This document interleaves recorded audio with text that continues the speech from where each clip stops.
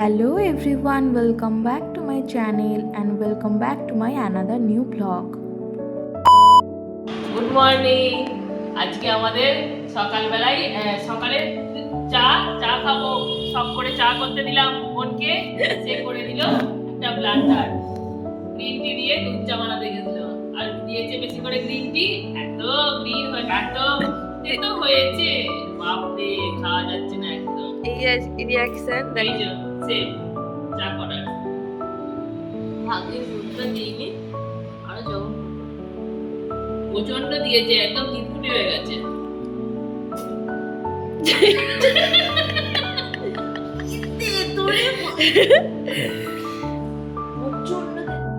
তো যাই হোক, সকাল সকাল তেতো গ্রিন টি দিয়ে মুখটা খারাপ করে ফেলার পর আমি আবার রান্নাঘরে চলে এসেছি নতুন করে চা বানানোর জন্য।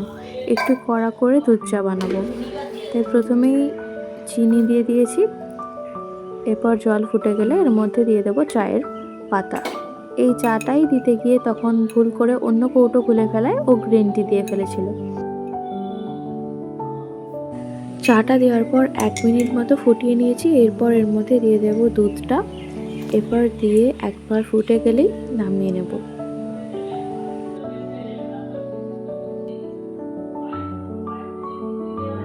আমার চা বানানো তো কমপ্লিট, চলুন এবার বসে বসে গল্প করতে করতে চাটা খেয়ে নিই।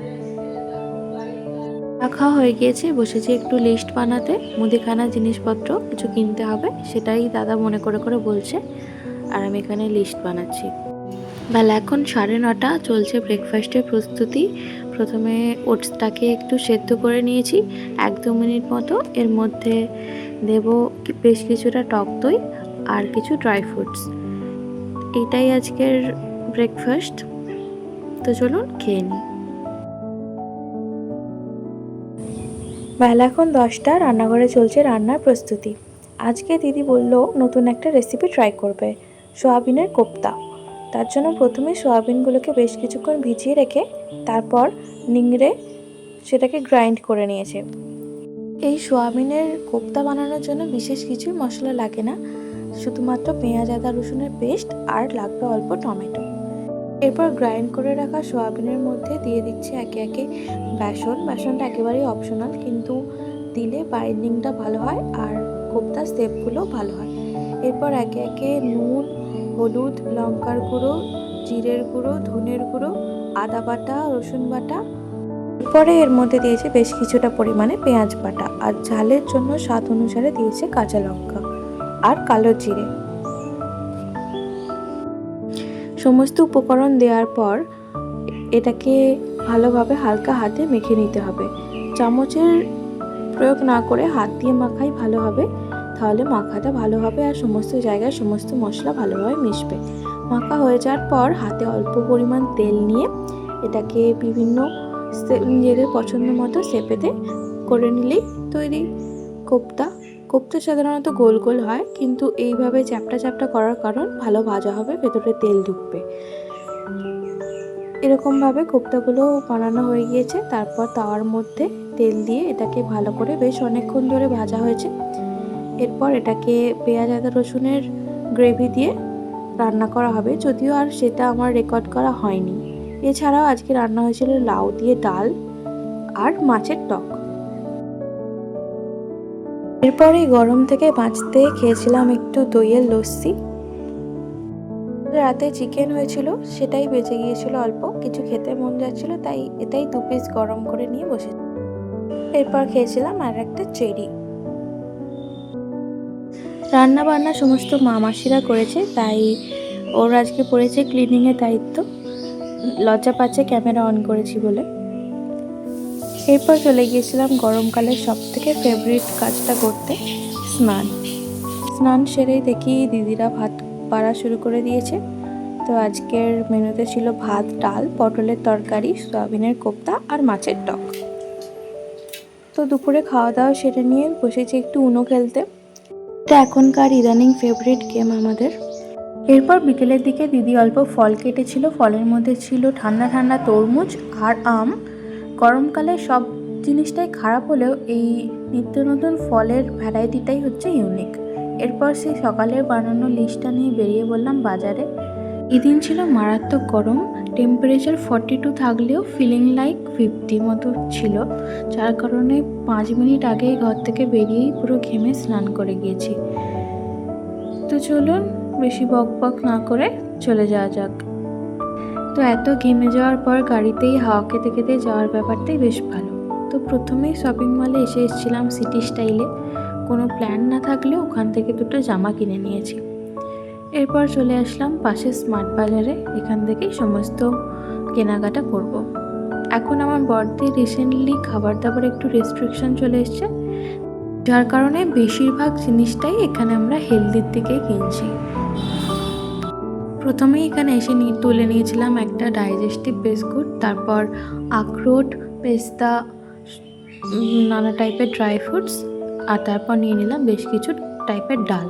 তারপরে এসছি এদিকে ব্রেডের দিকে, এখান থেকে নিলাম দুটো ব্রাউন ব্রেড। এরপর খুঁজছি একটু দুধ। তো এইখানে মোটামুটি দুধের দামটাও একটু কম থাকে, নর্মালি 500 ml এর দাম 35 টাকা, এখানে 29 টাকা মতো নেয়। তাই এখানে এলেই দিদি বেশ কিছুটা দুধ নিয়ে নেয়। ওই দিক থেকে সব রকমের ড্রাই ফ্রুটস পেলেও আমন্ডটা পাওয়া যাচ্ছিল না, ছোটো প্যাকেটটা। ওখানে যেটা ছিল সেটা 1 কেজি, অনেকটাই বড়। তো এখান থেকে এটা খুঁজছিলাম, পেয়েও গিয়েছি। এরপর দেখছি একটা টুল, বাড়িতে আমাদের একটা নন ইলেকট্রিক ফিল্টার আছে, তো সেটাকেই বসানোর জন্য খুঁজছি। তো এখানে সবগুলোরই বেশ দাম অনেকই, 400 450 নিচে কোনো কথা নেই। তাই দেখছে দিদি যে কোনটা নেবে। এরপর এসছি সেকেন্ড ফ্লোরে, যদিও এখানে ঘুরতেই এসেছি, কারণ সমস্ত যা কিছু কেনার ছিল তা নিচের ফ্লোর থেকেই কেনা হয়ে গিয়েছে। তবু এখানে দেখছিলাম যে কি কি নতুন জিনিসপত্র আছে। এসেছি যখন পুরোটাই সব কিছু ঘুরে যাই। তো এখানেই একটা নরম পাপোশ দেখতে পেয়েছি, এটা এতটাই সফট, পুরো ব্ল্যাঙ্কেটের মতো। দিদি বলছে যে এটা পাপোশ নয়, এটা কিনলে বালিশের হিসেবে ব্যবহার করা যাবে, এটাকে মুড়ে নিয়ে এরকমভাবে দিয়ে মাথা দিয়ে শুয়ে পড়াও যাবে। এটা হচ্ছে 2 in 1, বালিশ প্লাস পাপোশ। তো যাই হোক, চারিদিকে ঘুরে ঘুরে বেশ কিছু ইউনিক জিনিসও দেখলাম, এরকম যেমন বেতের ঝুড়ির টাইপের দেখতে, নানা ইউনিক টাইপের প্লেট। যদিও এগুলো দেখতে বেতের মতো হলেও এগুলো বেতের তৈরি না, এগুলো ফাইবারের তৈরি। এরপর এসছি একটু বেডশিটের দিকে। তো এইখান থেকে দিদির এটা পছন্দ হয়েছিল, কিন্তু এইটার দাম ছিল প্রায় 1500 টাকা। নিচেরগুলোর অবশ্য দাম একটু কম ছিল, ওই 900 টাকা, কিন্তু তা ওখান থেকে ওটা পছন্দ হয়নি, এটাই হয়েছিল। দাম বেশি ছিল বলে নিল না।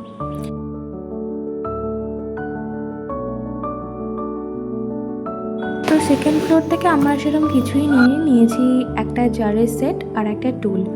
এখানে চলে এসেছি বিলিং কাউন্টারে। আমি বলেছি 1400। দাদা বলেছে দাদা কত বলেছে 1700, আমি বলছি 1600। আমরা গেস করছিলাম যে আজকের বিল কত টাকা হতে পারে। তো সেটাই এখানে আমার দিদিরা বলছিল। আমার ছোটদি বলেছে 1400 টাকা, আমার বড়দি বলেছে 1700, আর আমার মনে হয়েছে 1600 টাকার মতো হতে পারে।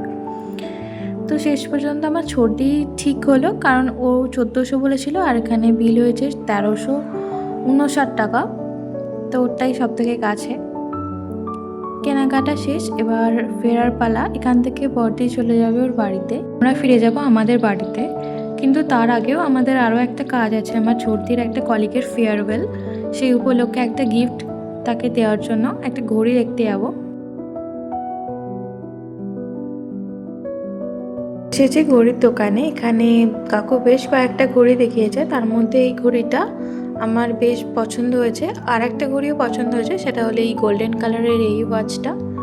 তো এই দুটোর মধ্যে কনফিউশন হচ্ছে কোনটা নেব। অনেক কনফিউশন থাকলেও শেষ পর্যন্ত একটা ঘড়ি আমরা ফাইনাল করে ফেলেছি।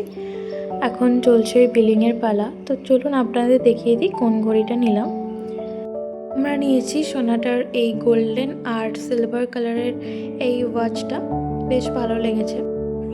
নেওয়া তো হয়ে গিয়েছে, চলুন এবার ফেরা যাক।